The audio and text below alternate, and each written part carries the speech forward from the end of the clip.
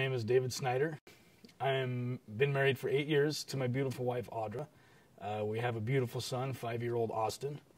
My name is Audra Snyder, and I've been married for about 7.5, 8 years coming up. And my husband and I adopted our son a year and a half ago after about 5 years of infertility. So we received Austin when he was 3.5 years old.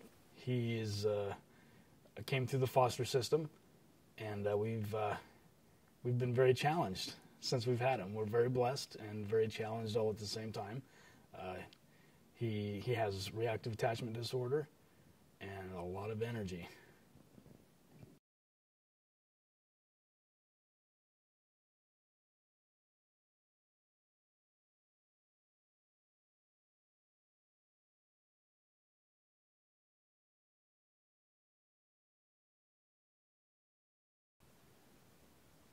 I knew the moment we got the phone call that this was a forever situation, and that no matter what happened, that we would be here for this boy. I knew he was going to be my son. Well, the first couple weeks we had him, it was great. It was there were zero problems. He got along with us just fine. Did what he was told to do. Got along with the dogs, with all the family. I mean, we thought, man, this is nothing like what we learned in any of the training that we had. Those people must have been mistaken with some of these kids. But after about the third week, it was not quite the story. So we finally get this 3.5-year-old boy, and I just thought, woohoo! We're gonna love this boy. We're gonna save him, and he's gonna love us, and we're just gonna enjoy our life, finally being a family. And I knew that there would be issues most likely along the way. I wasn't blind to that, but I just thought that we would be able to do all the things that normal parents get to do. And we were in for a surprise. I always knew that parenthood is a level of sacrifice. I always knew that.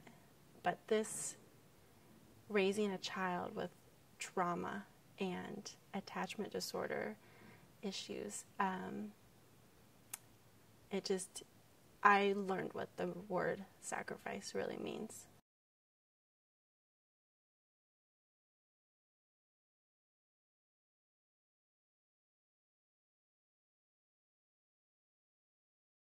It was gloves off with him, and the defiance was there. The I'm not doing what you're saying.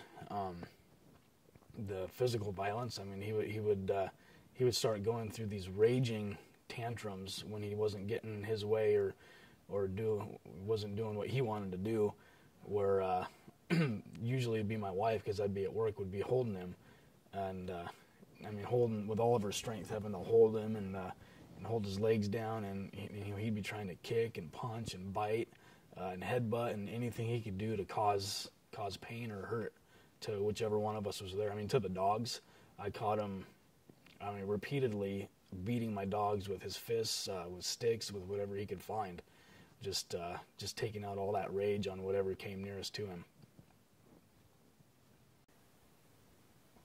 Being peed on, spit on, bitten, scratched, kicked, punched, slapped, kneed, a lot of physical aggression, and then also just flat out defiance. And when other people see your child, they're like, how can any of that stuff you're telling me be true? Look, he's so good. He minds so well. He stays right next to you. He does what he's told. He's so polite. And it's not the same as soon as you walk through the door at home, or as soon as you get in the car. It's game on for them.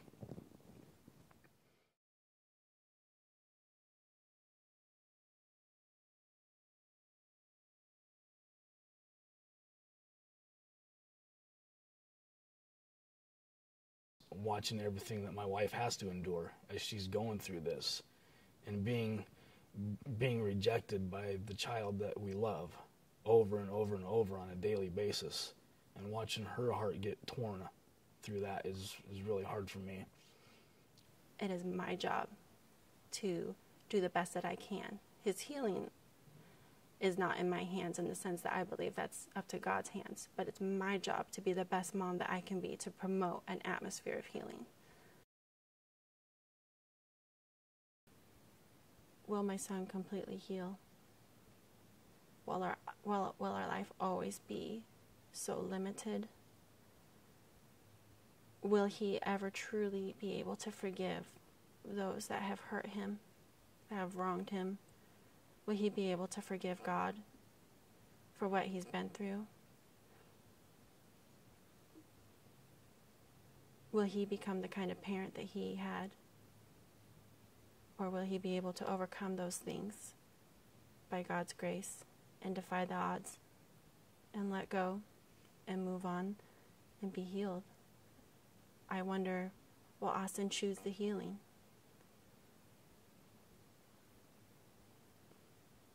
My fear is that he will not live up to all that God's called him to do, to be, to have.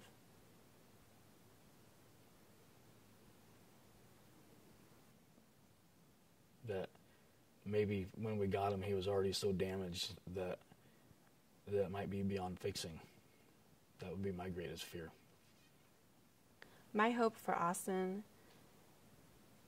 is that he sees how awesome he is. He's so gifted. And his personality really does light up a room. He makes people feel at ease. And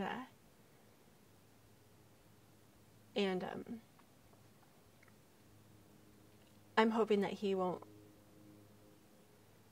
be bound by the past, but that he'll see all that God's given him. Just a great personality, and he's very gifted athletically and sports-wise.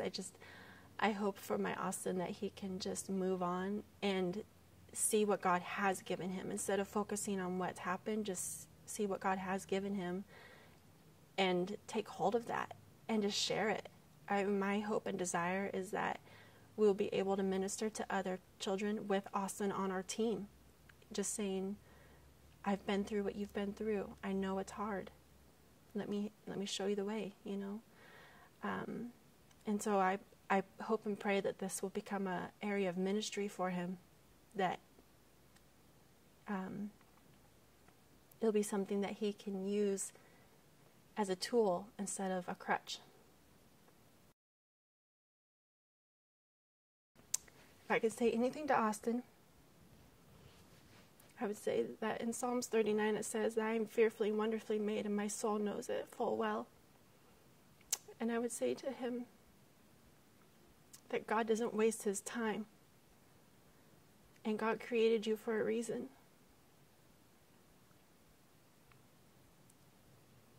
And that you were fearfully and wonderfully made. And to take hope in that the Heavenly Father loves you, wants to know you, and wants to use your life as a testimony to Him.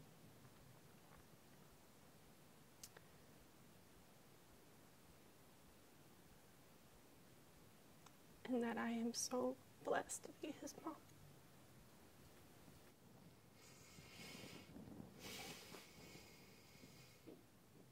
No matter what, I love you.